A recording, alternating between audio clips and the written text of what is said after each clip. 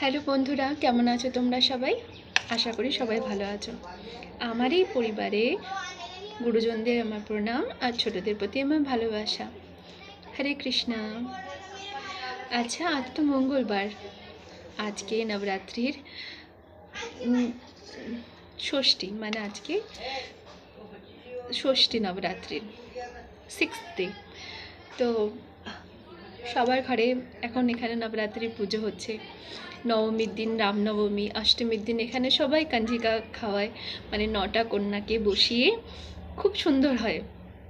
9টা কন্যা বসায় আর দুটো ছেলে থাকে, দুটো বালক থাকে, একটা হনুমান আর একটা ভৈরব বাবা।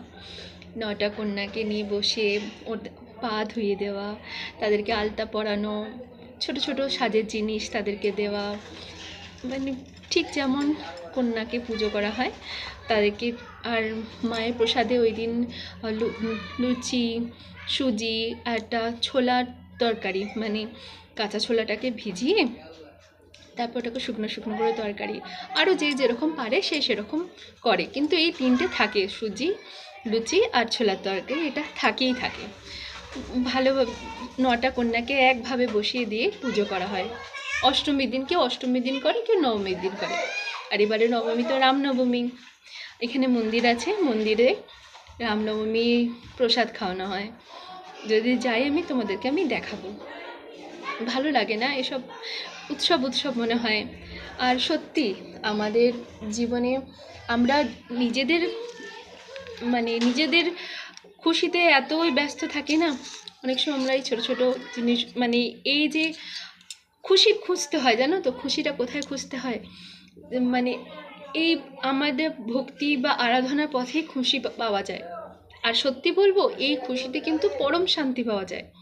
তুমি যখন দেখবে না তোমার খুশিটা ভক্তিপথ দিয়ে যাচ্ছে, তাহলে দেখবে তোমার আস্তে আস্তে তোমার মন থেকে সব কিছু লোভ, আশা, আকাঙ্ক্ষা আস্তে আস্তে মিটতে শুরু করবে, মনে আসবে। মানুষ তো, সব ধরনের খারাপ অভ্যাসই আমাদের মধ্যে থেকে থাকে।